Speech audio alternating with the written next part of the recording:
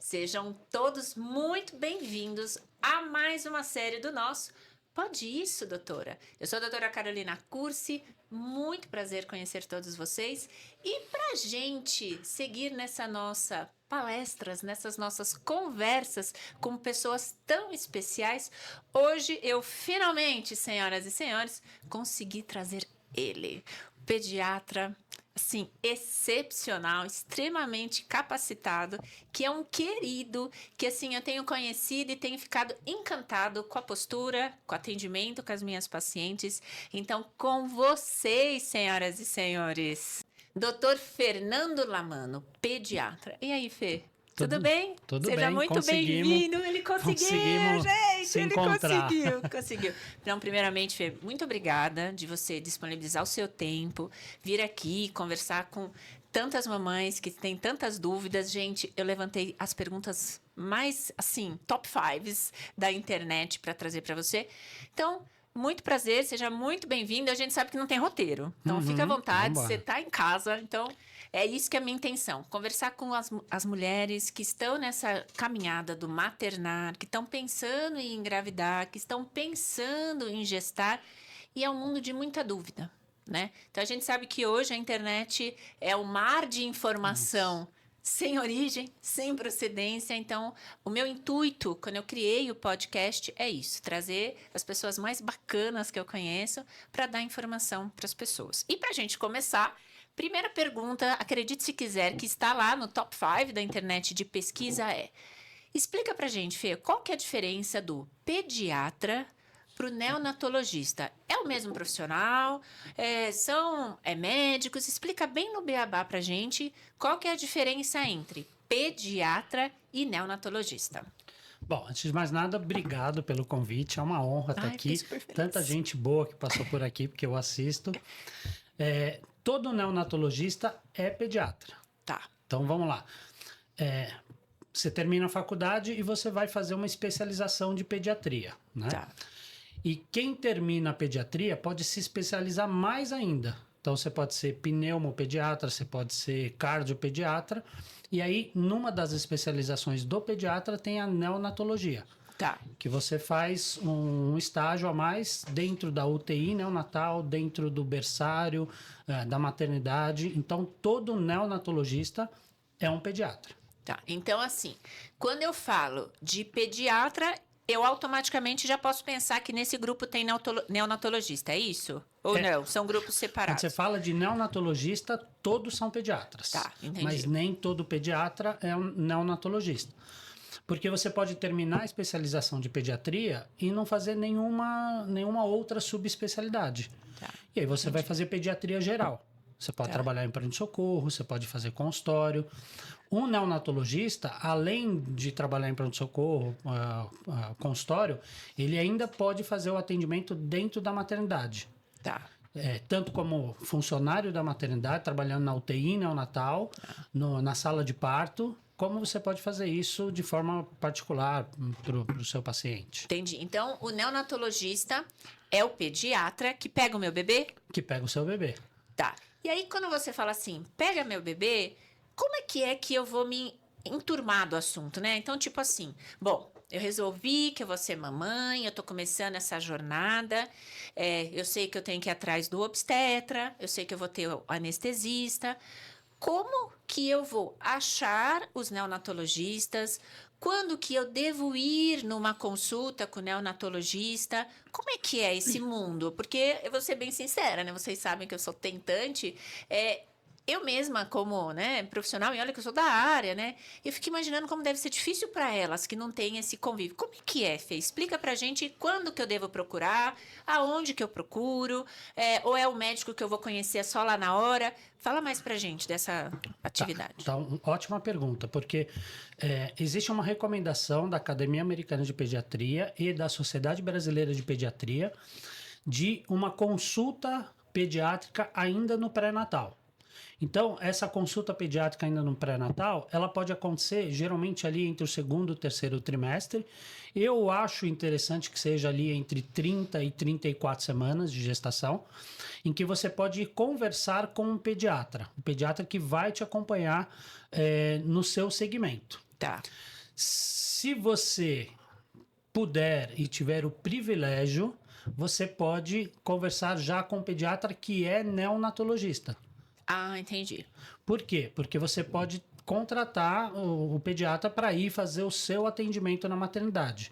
A gente não pode esquecer que é um certo privilégio dentro da nossa realidade. Então, você faz a consulta em que você pode levar todas as dúvidas que você tem.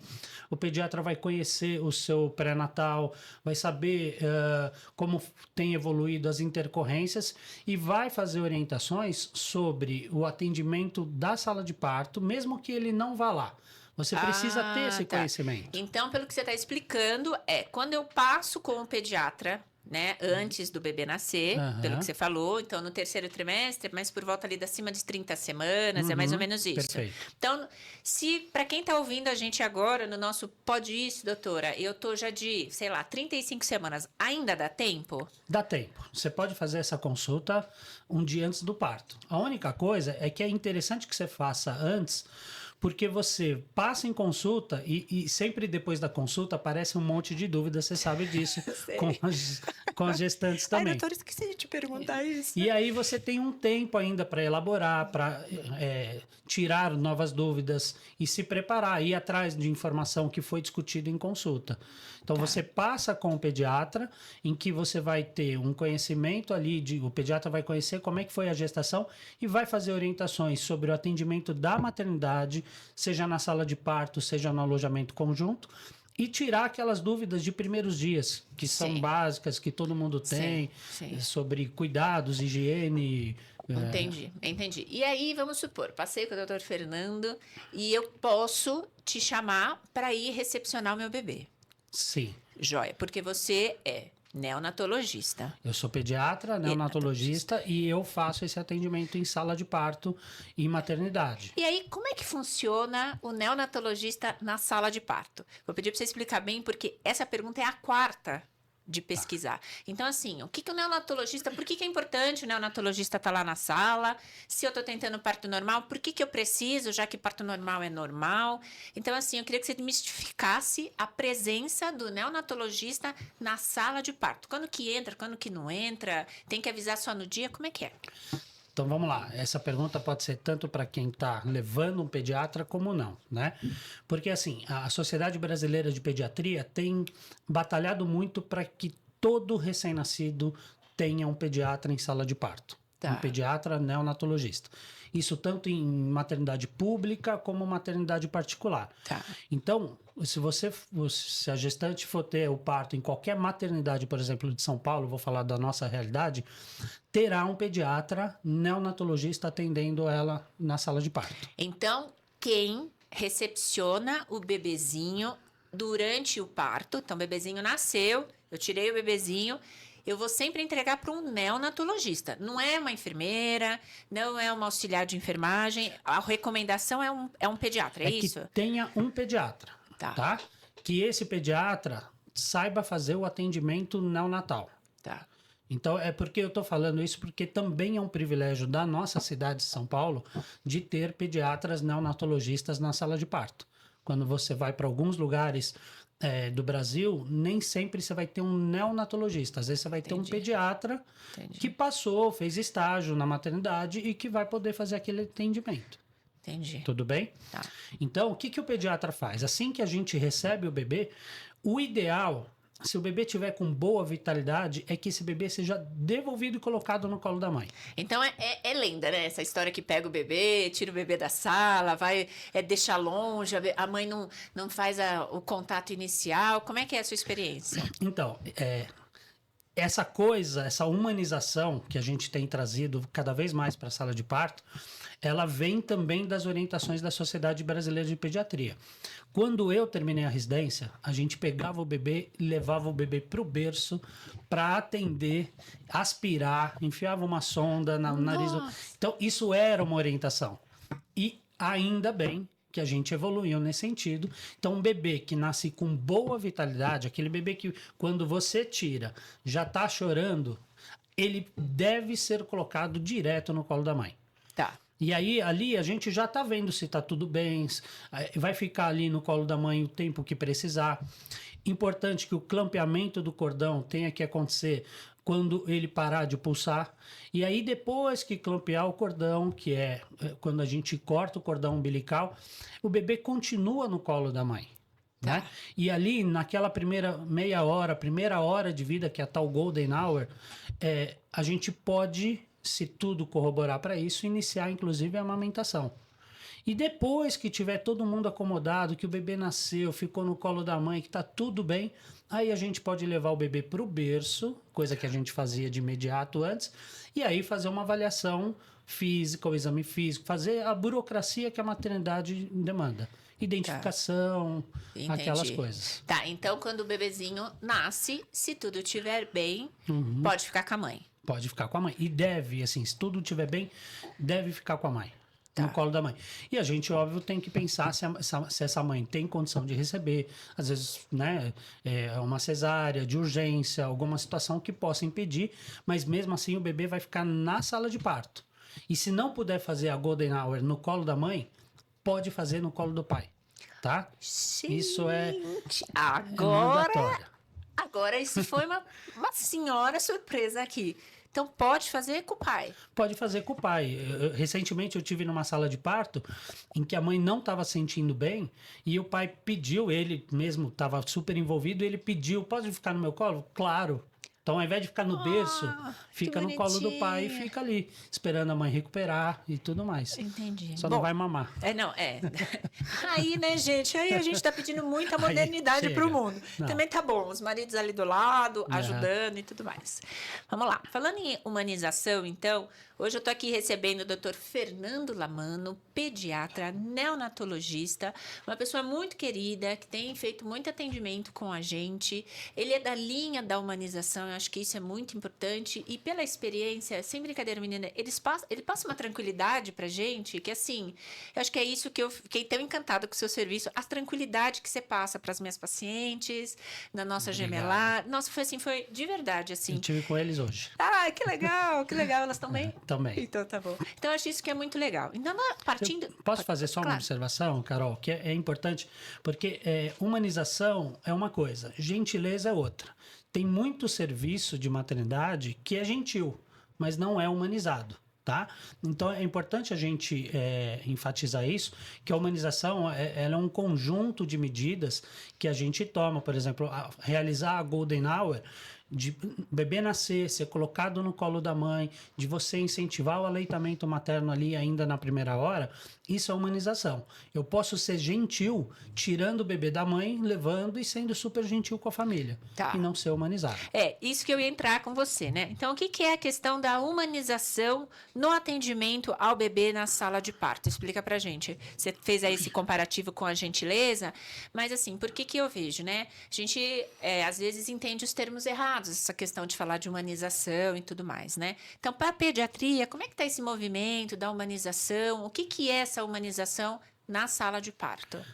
É você tentar, fazer um atendimento em que você evite e não faça intervenções desnecessárias. Tá. Então, na maternidade e no próprio parto e no atendimento ao bebê, então, como eu falei, quando eu terminei a pediatria, a gente tirava o bebê do colo da mãe e ia passar uma sonda, né? Entendi. Então, assim, a humanização já falava que não deveria ser assim. Tá. Mas aí a prática baseada em evidências, que é a linha que a medicina se baseia, ela veio mostrar que isso era um procedimento desnecessário.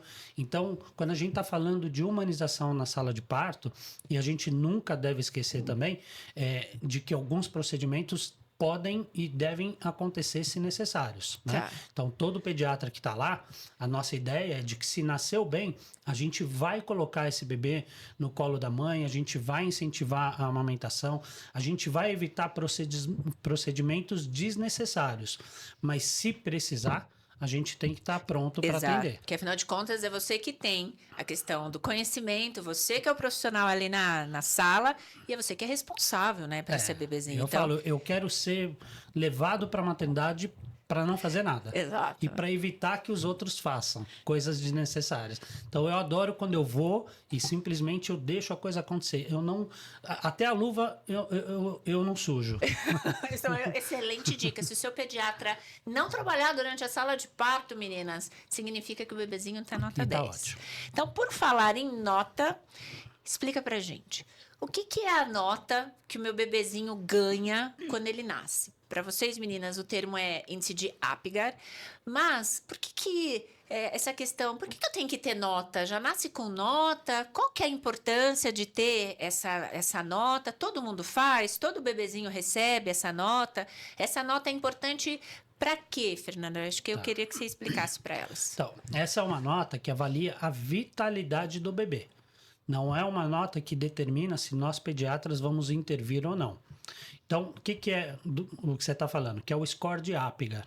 Apgar é uma avaliação que a gente avalia 5 critérios: frequência cardíaca, a cor do bebê, a respiração, o tônus muscular e os reflexos.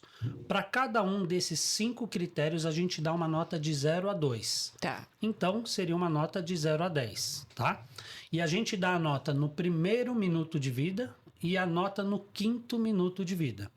Por que essas duas notas? Porque a nota do primeiro minuto de vida, ela mostra pra gente como esse bebê nasceu. Então, às vezes, por exemplo, uma cesárea de urgência por um sangramento importante, pode ser que a gente tenha um bebê que não nasça tão bem. Tá. Então, ganha uma nota baixa. Porém, a nota do 5º minuto, ela vai informar pra gente como esse bebê ficou após o atendimento e após a adaptação. Então, às vezes a gente tem uma nota baixa no primeiro minuto por uma situação de emergência, mas o que importa mesmo é a nota do 5º minuto. Então, todos os bebês recebem essa avaliação. Todos os bebês. E, em geral, a gente considera uma nota boa acima de 7. Tá? Então, e o mais habitual que a gente vê quando atende um bebê é ter uma nota de primeiro e 5º minuto, por exemplo, 8 e 9, 9 e 9, 9 e 10 de primeiro e 5º. Eu brinco que 10 e 10 só quando é amigo do obstetra. Geralmente isso é o que rola com os obstetras. Afinal de contas, quem que daria 10 e 10 para um obstetra? Só ele mesmo, né? Mas é porque, assim, o bebê sempre, no primeiro minuto, ele sempre vai estar roxinho. Então, ele nunca vai, assim, Não ele tem não como, vai ganhar 10, né? vai, então, 10 não e vai. 10 é quando é amigo, mas o que a gente quer é sempre uma nota de 5º minuto mais alta. Tá? E você vê, né? O bebê já nasce, a gente já é tão cobrado na vida. Mas você já nasce... Por isso que eu acho que elas pesquisam tanto essa questão, né, na internet. Por que tem que dar essa nota? Né? Mas isso é uma nota, assim, porque às vezes quando você tem uma nota muito baixa, então, por exemplo, de primeiro minuto uma nota 2 e de 5º minuto uma nota 4, que é considerada uma... Você tem ali, você já começa a configurar ali um quadro de asfixia neonatal. Tá? Então, ele é mais um parâmetro. Como que eu falei, não é ele que vai, não é essa nota que vai ditar o que vai ser feito na sala de parto. Tá bom. Tá? A gente usa outros parâmetros clínicos, se a criança tá... E essa nota, ela vai assim, eu tenho que informar para o meu pediatra, vem no meu relatório... Vai no relatório. Vai no relatório. O pediatra geralmente já pensa nessa nota, a gente pensa isso de cabeça na sala de parto e a gente informa a equipe de enfermagem na hora ali, no passado o atendimento, e isso vai no resumo de alta de todo o bebê. Junto com os dados de peso, estatura e os testes que são feitos na maternidade. Tá, entendi. Bom, eu agora vou apertá-lo sobre uma questão que acho que vocês ficam muito em dúvida. Da questão plano de parto, doutor Fernando, vamos lá. A gente sabe que hoje o plano de parto é uma declaração da gente poder fazer com que essa mulher participe mais, né? Tenha um protagonismo durante o seu trabalho de parto, mas a gente sabe que não é uma regra, nem tudo que está lá a gente consegue realizar, porque pode ter urgência, né? Mas tem uma parte do plano de parto que fala assim: colírio, o colírio de prata. Pingar ou não pingar? E aí? Pode ou não pode? Usa ou não uso? Explica pra gente um pouquinho. Então vamos lá. O plano de parto, como você falou, então a gestante coloca como é que ela gostaria que fosse o atendimento da sala de parto, de todo o trabalho de parto. E isso é muito bom, porque isso a gente consegue ouvir aquela família e poder se aproximar, porque é um momento tão importante da vida, o mais importante. Aliás, isso é uma das coisas que eu mais gosto do meu trabalho, é estar nesse momento mais importante da vida da família. Eu costumo falar que é um momento mágico, né? Um momento assim que, nossa... Apesar de demandar bastante, né? Da gente sair correndo, larga o que você está fazendo, mas é um momento muito importante. Então, o plano de parto vem para isso. E no plano de parto, as pessoas podem colocar o que elas quiserem. Tá. Mas existe um limite ali do atendimento. Então, é isso. Eu vi que você quer ouvir Marisa Monte durante o seu trabalho de parto. Eu vi que você quer massagem, que você quer óleos essenciais. Tudo isso está no jogo. Agora, a partir do momento que a criança precisa de um atendimento, por exemplo, se ela nascer e ela não respirar, eu não vou colocar no colo da mãe. Tá? Mesmo então, que ela tenha colocado lá no plano de parto. Eu quero. Aquilo é um plano, é um projeto de parto. Então, aí eu vou atender. E obviamente, que em geral, né, as famílias sabem disso. Então, assim, aquele plano é um plano idealizado. Como é toda maternidade, toda gestação, você tem um bebê idealizado, você tem tudo idealizado. E depois a gente vai acontecer. Então, lá se discute muito a questão do colírio, né? O colírio... Ele foi uma medida de saúde pública, porque nas décadas passadas a gente tinha bastante caso de gonorreia, né? E praticamente a maioria dos partos eram normais lá atrás, vaginais. E aí, o que acontecia? A bactéria da gonorreia, principalmente a da gonorreia, durante a passagem no canal de parto, o bebê poderia infectar com essa bactéria e causar uma doença que chama oftalmia gonocócica. Então, como uma medida de saúde pública, foi feita uma lei para que pingasse o colírio para evitar essa doença, essa oftalmia gonocócica em todos os bebês. Tá. E isso vem vindo de lá para cá e muitas coisas mudaram, né? Então, a gente, por exemplo, dentro de um cenário de maternidade particular, você tem muitos partos cesáreos, né? Então, muitas mães que fazem pré-natal, que conseguem ter esse privilégio do pré-natal, no final da gestação você pode colher uma cultura para ver se tem alguma bactéria, não só da gonorreia e outras, para daí você poder optar por não pingar o colírio ou as outras medicações que agora estão em vigência, que é a eritromicina e o iodopovidona, tá? Então, se você optar, se tiver a cultura negativa, se tiver tudo certinho, você pode assinar um termo e não pingar o colírio. Tá, então, vamos lá. Eu tenho que fazer uma cultura, é o famoso teste do cotonete, que as pacientes aí, né, sabem, todas as gestantes. Então, é um exame que você vai fazer por volta de 34 a 35 semanas, ou seja, mais perto do parto, e a gente vai investigar essas bactérias. Se esse exame vier negativo, então eu estou automaticamente liberada ou ainda eu vou precisar assinar esse termo que você pediu? Tem que assinar o termo, tá? E tem que ter orientação do pediatra sobre isso, tá? Tá, e qual que é essa questão do termo? Por que eu tenho que assinar? Porque ele pode realmente... Porque é uma lei ainda, né? É uma lei. Ainda é um protocolo de saúde pública, então isso está sendo rediscutido, mas quem opta por não colher tem que assinar o termo. Quando você não tem a cultura, você deve seguir os protocolos do hospital, tá? Que geralmente vai fazer a profilaxia, que é a prevenção dessas doenças oculares. E aí eu fui atrás, né? Por que elas têm tanto medo dessa gotinha, né? Do colírio e tudo mais. E o que apareceu para mim, você me corrige se tiver outras indicações, foi que essa questão do medo de queimar os olhinhos do bebê, de dar uma conjuntivite química, né? Por conta do medicamento. Isso é fato. Eu sou formada há 21 anos. Eu nunca vi uma queimadura. Eu, infelizmente, assim, né? Eu não tenho essa experiência. Tá. Qual que é a sua experiência? Por que veio essa questão de não querer pingar, não querer pingar? Qual que é a sua experiência, Eu acho que isso, Fê? Carol, talvez nem venha da queimadura. Porque, assim, queimadura, de fato, eu também nunca vi. O que tem é uma conjuntivite química, que sai uma secreção do olho quando você pinga o colírio. Pode sair uma secreção do olho nos primeiros dias ali do pós-parto. E que isso não traz, assim, eu nunca vi consequências sérias sobre isso. Eu acho que o medo nem vem daí.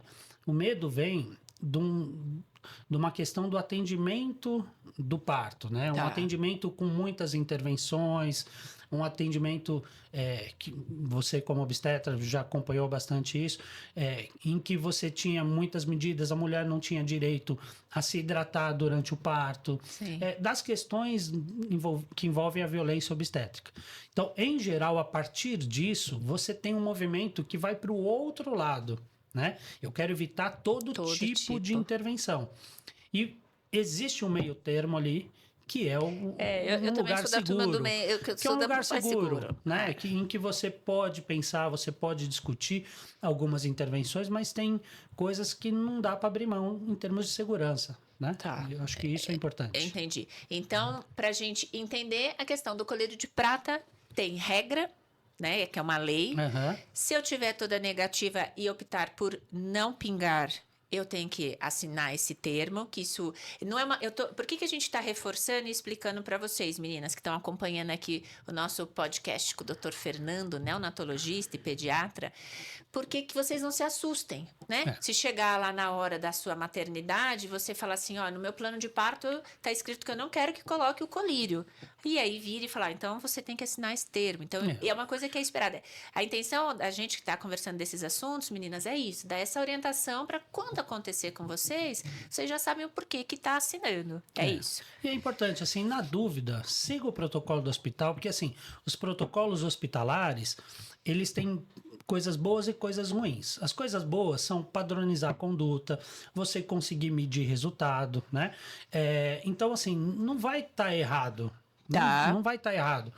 Às vezes você pode individualizar um pouco, que é isso que a gente fala do atendimento, né? Quando você está com o seu profissional, com o seu obstetra, aí você consegue individualizar, você consegue fugir um pouco de protocolos que servem para a instituição, mas às vezes podem ser demais para tratar a individualidade. Individualidade. Entendeu? Que o protocolo talvez não vá dar essa questão de você do poder... pensar. Exato. Do pensar. É isso mesmo. E ele serve para que pessoas não pensem errado. Exato. Todo mundo pensando, hospital. vamos fazendo, vamos atendendo e tá tudo bem.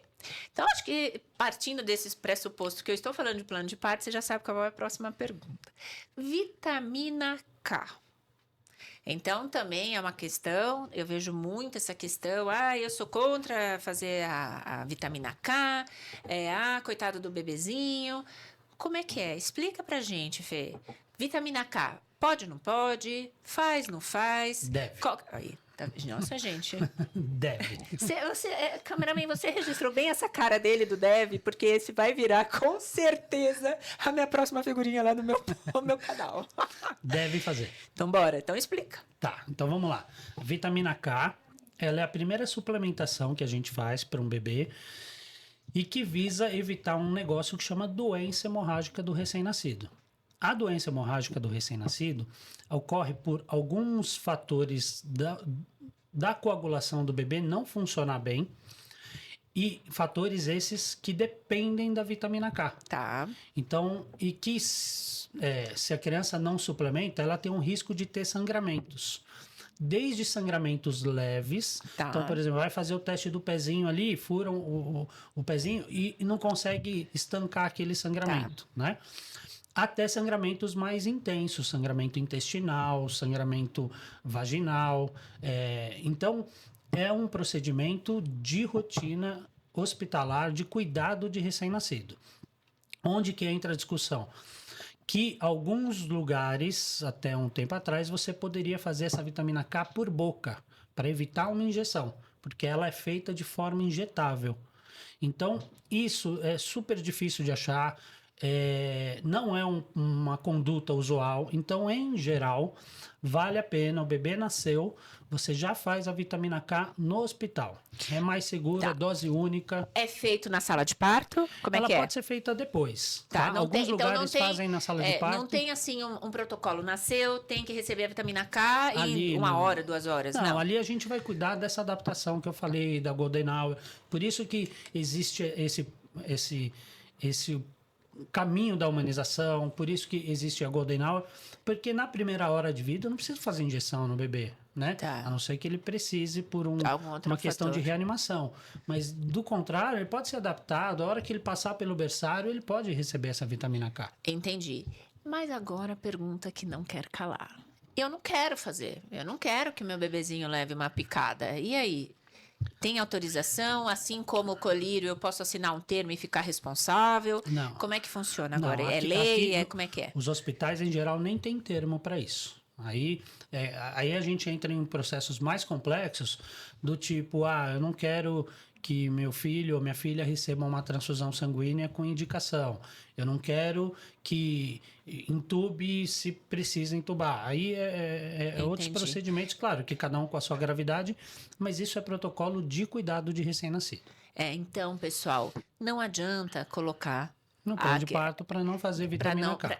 Porque o que é legal estar aprendendo isso, né? Com o doutor Fernando, neonatologista, pediatra, que a gente precisa alinhar expectativas, né? Se eu tô lá, meu bebezinho tá tudo bem, eu tenho a recomendação, vocês acabaram de ouvir uma explicação belíssima e muito clara para todo mundo aprender. O bebezinho precisa da vitamina K, então não é opcional. Não é opcional. Claro que a gente está trabalhando com risco, mas é justamente para evitar. Igual, por exemplo, a gente faz suplementação de ferro. A gente faz suplementação de ferro na infância, no primeiro ano de vida, até os 2 anos, que é um ferro preventivo. Não quer dizer que a criança terá anemia, mas se eu posso cuidar para que não tenha, e isso não traz nenhum malefício, então eu vou usar. Bom, próximo do plano de parto. Vacinas. Ótimo. Vamos lá. Vacinas. Pergunta. É feito na sala de parto? Tem que fazer? Eu sou contra a vacina? Posso assinar um termo? Explica pra gente. Vacinação do recém-nascido. Quando fazer? É na sala? Tem algum protocolo? Tem diferença de hospital público para hospital privado? Conta um pouquinho. Bom, eu vou aproveitar o gancho e agora eu vou olhar para a câmera. Porque agora vem, você dá um look, você dá um zoom bem importante. Porque a gente precisa falar de vacina, tá? A gente passou por um momento super conturbado nos últimos 4 anos, em que o questionamento sobre efetividade e eficácia de vacina foi colocado em jogo. E eu queria trazer aqui para gente sobre a importância da vacinação na infância em qualquer fase da vida, não só na maternidade, tá? Esse é um assunto que nos últimos 3, 4 anos virou político. Não é toda a discussão que eu tenho dentro do consultório, que eu tenho em salas de reunião, nunca a discussão de vacina tem sido técnica. Quando se questiona a vacina, sempre tem um cunho político, né? Tá. E eu posso trazer um exemplo, Carol, porque eu atendo na Zona Oeste e na Zona Sul. Tá. E, em geral, a população que atende na Zona Oeste sempre foi uma população, assim, mais da humanização, mais progressista, né? E que, de certa forma, se encaixava num perfil, podemos falar, mais de esquerda. E antes da pandemia, e na Zona Sul, a gente tem no meu consultório eu atendo uma população que, em geral, tem um perfil um pouco mais de direita e tudo mais. Antes da pandemia, era o pessoal da Zona Oeste, era o pessoal, em geral, com perfil um pouco mais de esquerda que não queria vacinar. Porque eu não vou injetar no meu bebê algo que eu não sei, indústria farmacêutica. E o pessoal, em geral, de direita, era super vacina. A hora que veio a pandemia, é muito curioso esse movimento, porque se inverteu.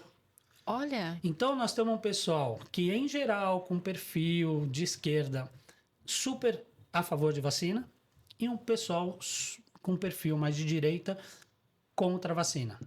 Então, o que mostra pra gente que essa é uma discussão atualmente política e não técnica. Porque quando a gente olha material técnico, todos são a favor de vacina na infância. É uma das maiores descobertas, um dos maiores avanços que a gente teve na medicina foi vacina. Então, eu estou extrapolando aqui o assunto. Não, mas eu estou encantada, né, gente, com esse assunto e com esse foco total no doutor Fernando, porque é isso mesmo. E aqui o Pod é para você falar, é para você orientar. A minha intenção é essa mesmo, porque eu vejo, né? Porque quando elas falam, eu não quero vacina, aí você pergunta, não quer por quê? Né? E vacina, assim, é a possibilidade que você tem de diminuir um prognóstico muito ruim de algumas doenças. E se você pensar desde doenças como, por exemplo, a paralisia infantil, né, que a gente teve conquistas absurdas, e até as doenças que o pessoal mais questiona, que é Covid, influenza. Ah, porque a maioria tem gripe, mas tem um quadro leve, então não vou vacinar. Boa parte das vacinas está aqui para proteger de formas graves da doença. Então, por exemplo, a gripe, o Covid, não é para proteger necessariamente de transmissão. E pela sua experiência, por que elas são contra a vacina, Fê? Elas acham que fazem mal para o bebê? Aquelas que você percebe que não é questão de cunho político, mas aquelas que chegam a colocar no plano de parto, eu não quero que faça vacina. Da onde que saiu esse medo? Mais uma vez, eu volto na questão do excesso de intervenção que a gente sempre teve, né? Então, antes da pandemia, o pessoal que evitava a vacina era um pessoal que queria fugir das intervenções. Tá. Mas vacina é um assunto que, quando o pessoal chega na consulta, eu largo a caneta e eu gasto uma saliva para conversar. Você pode continuar não querendo vacinar, mas nós vamos conversar sobre isso, tá? Até porque vacina é uma questão de saúde pública. Então, por exemplo, com o Covid, eu poderia optar por não vacinar os meus filhos, sendo que, se eles tivessem Covid, eu ia ter a oportunidade de ter os melhores médicos para atender meus filhos. Eu teria esse privilégio de ir nos melhores hospitais, de ter os melhores infectologistas para atender meus filhos. Mas, às vezes, o filho da minha funcionária, se pegasse Covid, não ia ter esse privilégio. Não ia ter mesmo. Então, vacinação é um pacto coletivo, né? A gente tem que olhar dessa forma também. Tá, entendi. Isso é muito importante, né? Fê, falando ainda de vacinas, tem aqui. Explica pra gente qual é a diferença, acho que você deve se ouvir bastante, entre a vacina que é, né, fornecida pelo Sistema Único de Saúde e o calendário vacinal do particular, tá? Tenho que guardar dinheiro, não tenho que guardar dinheiro? Qual que é a recomendação, pela sua experiência? Ótima pergunta. Vou falar de forma bem geral, porque dá pra gente fazer um podcast só sobre isso. Tá. Fica anotada a dica, vamos fazer. Mas assim, a gente tem a vacinação do Sistema Único de Saúde, do SUS, e tem uma vacinação que pode ocorrer em clínicas particulares. Tá. De forma geral, a vacinação oferecida pelo Ministério da Saúde é excelente. Uau. O Brasil é um dos países que tem a maior cobertura vacinal do mundo e um dos melhores sistemas de vacinação do mundo, tá? A gente sofreu essa baixa na pandemia, mas a gente está voltando a se recuperar. E aqui eu não estou colocando questão política, tá, gente? Eu acho isso bem legal. Eu estou falando sobre dados técnicos, tá? Então, a vacinação do Ministério da Saúde é muito completa. O que a gente tem de diferença é que você pode ter algumas vacinas do particular que cobrem alguns sorotipos a mais daquela bactéria ou daquele vírus. Você pode ter vacinas conjugadas, então junto duas vacinas numa injeção só. Entendi. Então você tem algumas diferenças e isso vai ter um custo que não é barato. Pelo levantamento que eu fiz, realmente não é barato mesmo. Que aí quem quer vacinar no particular e que tem esse privilégio, essa possibilidade, às vezes vai ter que juntar um dinheiro mesmo para pagar essas vacinas. Mas de forma geral, você tem alguns benefícios nesse sentido de diminuir o número de injeção, de poder proteger contra mais tipos de alguns vírus ou bactérias no sistema particular. Mas eu quero enfatizar novamente que a vacina do posto de saúde, do Ministério da Saúde, é excelente. Joia. Agora até fiquei curiosa. Convênio cobre vacina? Como é que é? Alguns convênios cobrem vacina, mas geralmente são os convênios mais caros. Então não é uma lei, não é uma determinação de tipo todos os convênios cobram vacinação dos bebezinhos. Não, são alguns convênios, alguns planos de saúde um pouco mais privilegiados. Entendi. E tem vacinação que é feita na sala de parto, Fê, ou também não? É só no alojamento, pensando nessa mesma coisa. Não precisa ficar picando o bebezinho e tal. Como é que é? Voltando à sua pergunta que eu não respondi, na maternidade são duas vacinas disponíveis Uma para proteger contra a hepatite B e outra para proteger contra a tuberculose, algumas formas graves de tuberculose, que é a vacina da BCG. Então, são essas duas vacinas. E que não precisam ser feitas na sala de parto. Tá.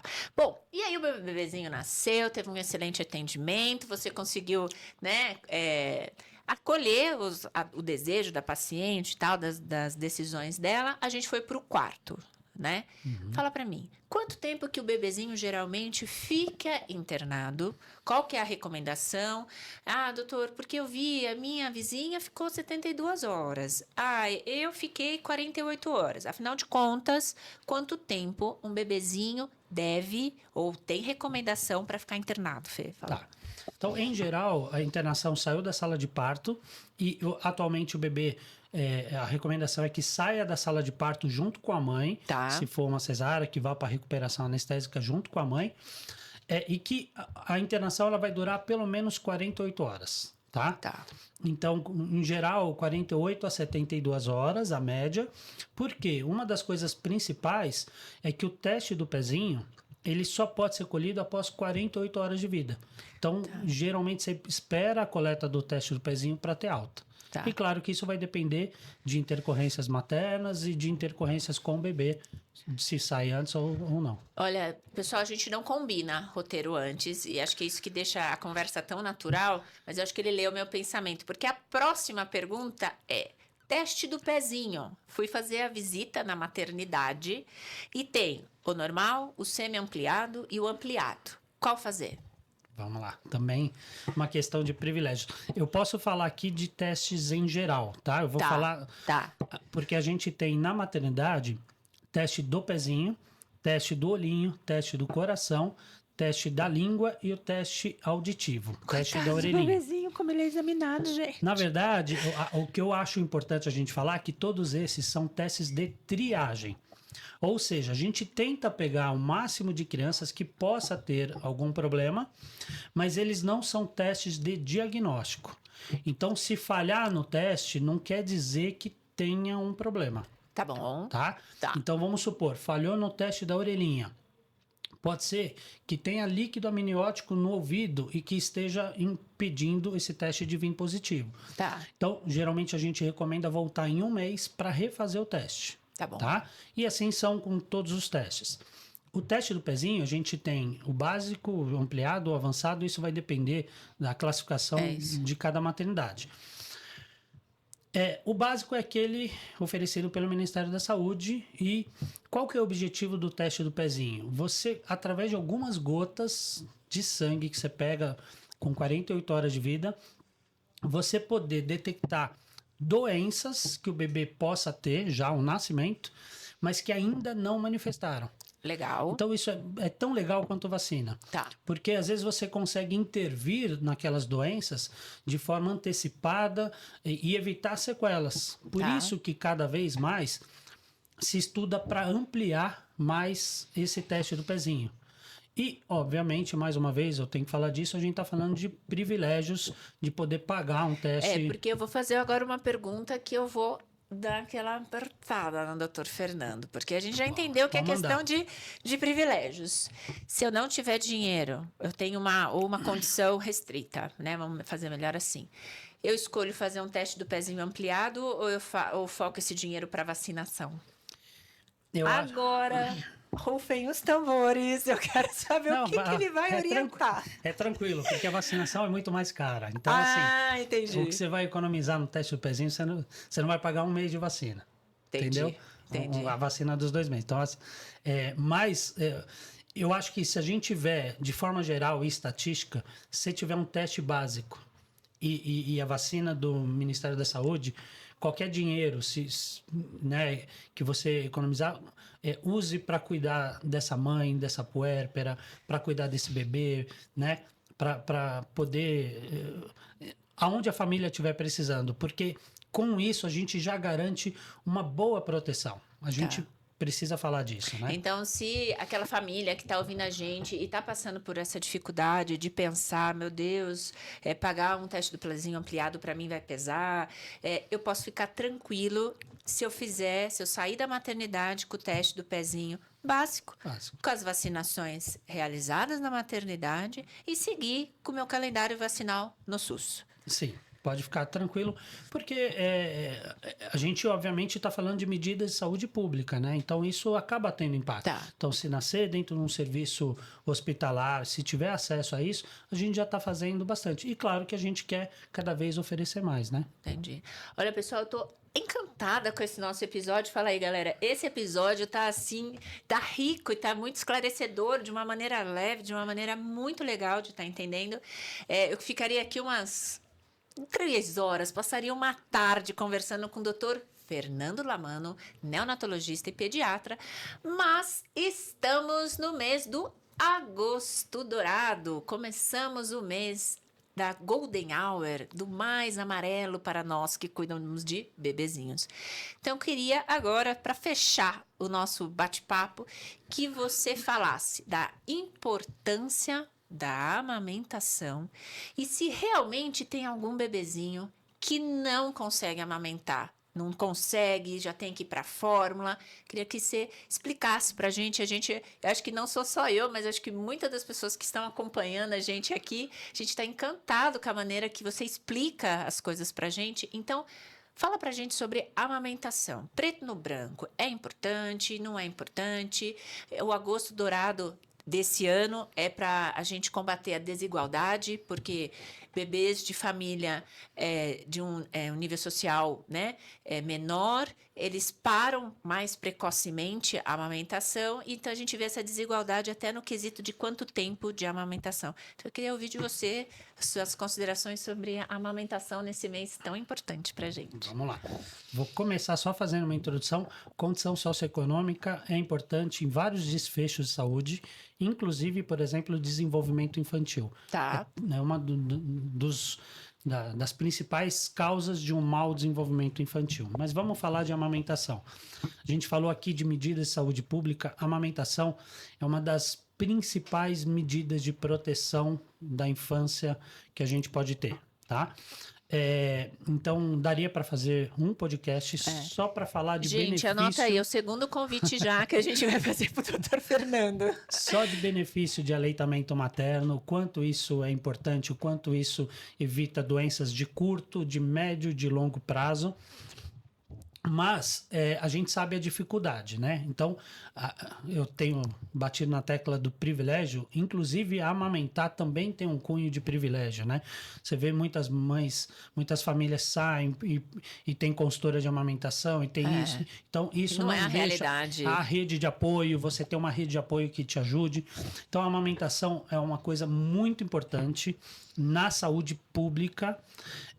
Claro que ela envolve não só, isso é importante a gente falar, não só sobre o que a criança mama, mas ela faz parte de uma relação. Então, quando a amamentação não é possível, seja por qual for a causa, a gente tem que respeitar isso e dar opções. Mas, em tese, Carol, eu acho que são poucos as condições em que a mãe e o bebê, se houver desejo e se houver apoio, não daria para amamentar. Eu penso, que a tenho maioria, o mesmo pensamento. A maioria falta apoio. Falta apoio técnico, apoio familiar, porque tem muito mito também de amamentação, assim como tem de vacina. Então, assim, a amamentação que eu posso falar é que é uma das principais medidas, eu estou falando aqui sem pegar na relação individual, né? Sim, sim. De saúde pública que a gente tem, assim como vacina. Então, é um mês nós vamos ter várias atividades, Sociedade de Pediatria, várias instituições fazendo atividades sobre aleitamento agora no mês de agosto. A gente está fazendo bastante mesmo a campanha, né? Eu sempre explico que do meu lado, da obstetrícia, os benefícios para essa mãe no pós-parto, para a mãe que amamenta, são inúmeros, né? Então, ela tem um sangramento menor. Começa na sala de parto, né? Ela se recupera melhor, ela tem um gasto calórico para gerar, para amamentar maior, então ela vai recuperar o corpo assim um pouco mais rápido, então ela sangra menos, ela tem um fator protetivo de câncer de mama, de câncer de endométrio, de osteoporose. Então, assim, eu entendo que do lado da mamãe são inúmeros os benefícios, mas eu queria que ela ouvissem de você como pediatra, quais são os benefícios da amamentação para o bebezinho. Também. Vamos para outro podcast. Mas, Gente, fecha a agenda de agosto, setembro, outubro, novembro, só com o doutor Fernando. mas assim, a gente tem efeitos desde nutricionais, então tipo de gordura, né? Imunidade que passa pelo aleitamento materno, prevenção de infecção, crescimento. Então, você pegar a indústria de fórmula, o sonho de toda fórmula é ser leite materno. Né? E nunca serão. Nunca serão. Claro que, eu repito aqui, para aquelas famílias em que o aleitamento não foi possível, não foi viável, ou porque não conseguem, ou porque não desejaram, tudo bem. Isso vai ser respeitado e a criança vai receber fórmula. Uma fórmula indicada pelo pediatra. Uma fórmula indicada. Isso é importante a gente deixar claro. Mas assim, falando de saúde pública, o efeito de imunidade é inquestionável. Tá. De crescimento, de prevenção de doença futura cardiovascular. Então, a gente tem benefícios aqui que, sem brincadeira, daria para fazer um podcast. Então, eu fico aqui o meu convite, hein, gente? Ele não vai poder falar não, porque é ele que deu a sugestão. Meninas, eu quero agradecer a vocês que acompanharam a gente até o final desse episódio com o Dr. Fernando Lamano, que ele é neonatologista e pediatra e veio falar pra gente sobre esse mundo da pediatria e da neonatologia. Eu vou deixar aqui para vocês na descritivo do vídeo o Insta do Dr. Fernando para vocês entrarem em contato, para vocês pegarem as informações. Quem conseguir se identificar com essa pessoa incrível, realmente é muito legal. A conversa vai, gente, sem brincadeira. Fico aqui para ele responder, para você seguir o Dr. Fernando Lamano nas redes sociais. Agradeço a vocês toda essa jornada que a gente está passando do Pode Isso. Muito obrigado. Obrigado. Foi um prazer. Eu queria agradecer o convite estar aqui. Foi uma delícia estar aqui. Muito e legal. Que a gente possa trabalhar junto. Com toda certeza. As Tá pacientes dão só retornos positivos de você. Obrigado, parabéns pelo Carol? trabalho. Parabéns você também. Assim, de verdade, olha, a questão de a calmaria, né? O Fernando é aquele médico que quando os pais começam a ficar desesperados, a gente vai, a gente aciona e ele sempre está disponível. Ele tem uma palavra acolhedora para esses papais de primeira viagem que eu fico assim, incrível. Obrigado. Mas posso ter 5 minutos ainda com o Dr. Fernando? Você me permite? Eu esqueci de fazer uma pergunta. Pode fazer. Seguinte. Sou papai de primeira viagem, sou mamãe de primeira viagem e ainda na internet e nas maternidades tem muito sobre curso de papais de primeira viagem. Qual é a recomendação? A recomendação é passar com o pediatra, mais tempo para ir aprendendo, fazer esses cursos. Qual que é a recomendação? Senão as meninas iam me matar se eu não fizesse essa pergunta. Você me deu a oportunidade de falar de um assunto muito importante. Eu acho que a forma da maternidade acontecer hoje em dia, ela está muito diferente, tá? Por quê? Porque a informação cai no colo de todo mundo. Tá. Então, por exemplo, uma pergunta que eu ouvia quando eu me formei, quando a criança tinha 1 ano e meio, 2 anos, o que eu posso fazer para o meu bebê, para estimular meu bebê? Hoje eu ouço no puerpério com o peito sangrando, às vezes com o peito machucado. Então, ou seja, o pessoal está preocupado em um monte de coisa que nem vem ao caso ainda. Tá? É a famosa ansiedade, né? A ansiedade da informação, tá? Isso tem impactado muito no nosso trabalho. Então, às vezes você tem o puerpério. O puerpério é uma fase de adaptação. É uma fase de acolhimento do bebê, é uma fase de acolhimento daquela gestante, de reorganização familiar, e tem um monte de gente se culpando porque não consegue fazer tummy time, que é deixar o bebê de bruço para levantar o pescoço no puerpério. Então, assim, isso é um absurdo, né? Então, a infância ela tem seus tempos, a maternidade tem seus tempos, e essa informação, o excesso de informação tem sido muito deletério hoje em dia, né? Então, respondendo diretamente agora a sua pergunta, de que procure ajuda especializada, né? Joia. Então, por exemplo, você pode conversar com o seu pediatra e de repente, pedir sugestão de lugares para seguir na rede social. Entendi. Porque a gente é contaminado por um excesso de informação de muitos gurus e muita gente que se diz saber sobre a criança, sobre a maternidade e que não vivencia aquilo. Exato. E o Winnicott já dizia, né? Ninguém conhece seu bebê melhor que sua mãe, né?